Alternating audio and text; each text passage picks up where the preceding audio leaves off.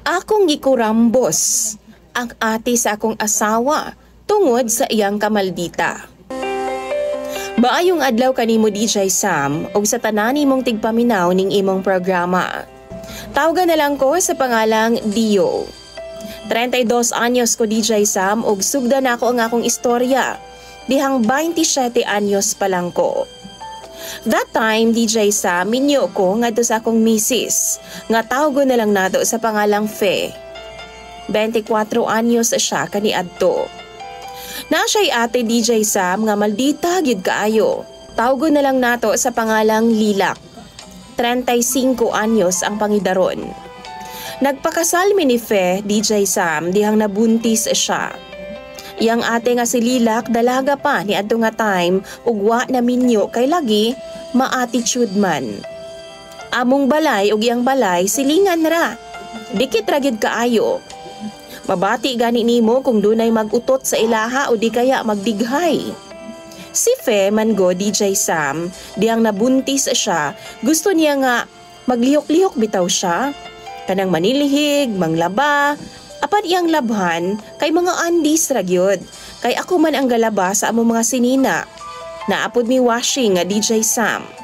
Tapos magluto siya, unya kung makita ni Lilak masuko siya. Kay naunsa daw nga si Fe man daw ang magtrabaho nga buntis man daw. Ako daw tapulan kaayo. Wa lang siya makaibaw DJ Sam sa tinuod. Kay di gani na ako sugtan si Fe, mamugos man. Kay gusto lagi siya nga ma-exercise daw ang iyang lawas. Usa ka adlaw ni ana DJ Sam, gikan ko sa bukid. Tapoy kaayo ko og nilingkod ko kadali sa balkon apan nakuratan na lang ko dihang gilaparo ko ni Lilak DJ Sam sa akong t-shirt. Kay mura daw kog senyorito. Nganong ipaplansya pa nako kang Fe ang ako mga sinina nga buntis na gani daw siya. Apan ni-explain ko DJ Sam. Nawa man ko magsugo kang Fe nga mamalan siya.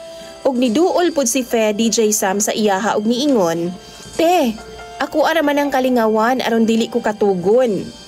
Nigawa si Lilak DJ Sam taas kayong iyang mga kilay samtang naglantaw sa akoa.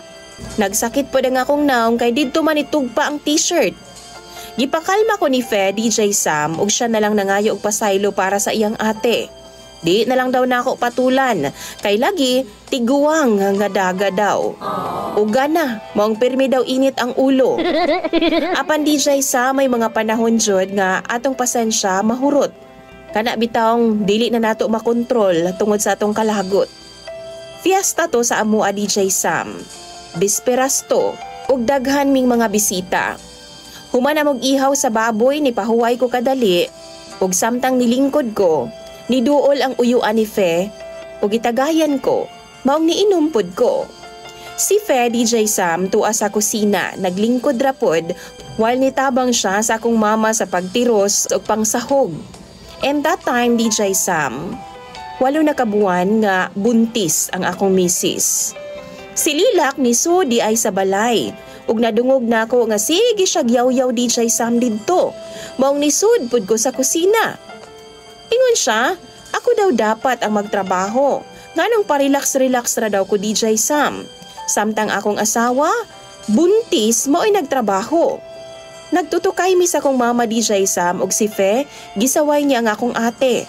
Apan wa maminaw ug gipadayon niya iyang sermon ug pangasaba. Saba kay siya DJ Sam. Unya do nami mga bisita nga mga relatives na ako sa sala. Maong niduol ko kang Lilak ug ako siyang giingnan nga mag-istorya sa mi kadali. Nananghid ko kang Fe DJ Sam ug nisugot pod siya. Nakita na ako nga nigawas si Lilak DJ Sam. Ug ako, before ko nigawas, niagi sa ako sa mga nagtagay sa sala. Nagshot ko, tunga ragod sa baso DJ Sam nga alak, pampakalma unta to nako. Niadto ko sa ilang balay ug dito nakita nako nga wa man sila'y bisita. Mga bata ra ang naa. Gipangutana nako kung asa si Lilak. Niingon ang bata nga tuwa daw sa kusina ug niadto pod ko. Dito nakita nako nga nakatalikod si Lilak DJ Sam. Naghugas sa mga plato. Ambot ba? Murag naglain man ang akong pananaw sa iyaha.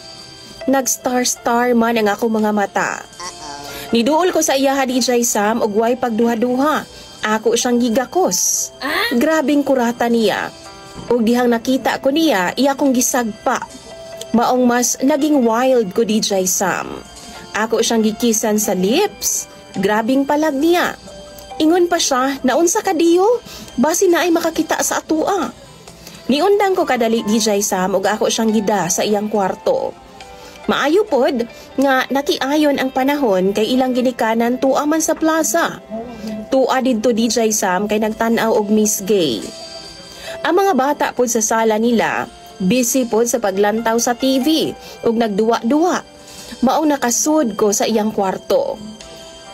Ug dito DJ Sam, gikurambos na ko siya og taman. Wa nay orasyon pa, kay basta ako na lang yung giwi-wi diretso ang iyang shorts DJ Sam og panty. Dito gipalusot na lang nako tanan. Why pagdugay-dugay gibumbahan gyud ako siya taman DJ Sam. Samtang ako siyang gikurambos, wa man pud siya mipalag. Ni-kiss back pagani siya DJ Sam ug nagkagat-kagat pa sa akong lips while iyang mga kuko nidot gyud sa akong likod. Kay baw kong giganahan siya, kay mukiyod man pod. Dihang nahuman ko DJ Sam, nigawas dayon ko sa kwarto. Wa na ko maglingi pa sa iyaha. Ambot kong nahuman na bato siya, kay basta gibiyaan na nako siya nga gatikangkang pa. Naglagot naman gud ko sa iyaha DJ Sam, maong nabuhat gud to nako sa iyaha. Niuli ko sa balay og nidiretso ko sa banyo og naligo ko. Human sa pangitabo, wa na siya magsamok-samok pa sa kuha DJ Sam. Di na po siya musaka pa sa among balay. Kung makita ko niya sa balkon, musulod dayon siya sa iyang balay. Mura bitag na ulaw siya sa kuha DJ Sam, kay maglikay-likay naman siya. Apa nabalaka ko, kay basin unya og mo istorya siya sa akong misis ba, nga gikurambos na ako siya. Apanwa man pud hangtod karon, nanganak na lang ang akong misis, wa may chismis o balita. Nilarga nga ako ang hipag DJ Sam paadto sa Maynila. Og didto nagminyo siya. Okay ra pod ang among kaminyo ni Fe. Hangtod karon, tulo na pod ang among mga anak. Usahay magbakasyon diri sa Lilac, uban ang iyang pamilya. Magkumustahanay mi kanang normal ra ba nga magkaistoryahanay. Wa na namo ungkata pa ang among kaagi kaniadto. Makatawar ako DJ Sam kung ako rang usa. Kana bitaw makahinumdum ko? Agam, maldita man kaayo. Mao lang to DJ Sam ang akong kaagi. Og salamat kaayo sa pagbasa. God bless di ay sa imong programa. Imong sender og follower, Dio.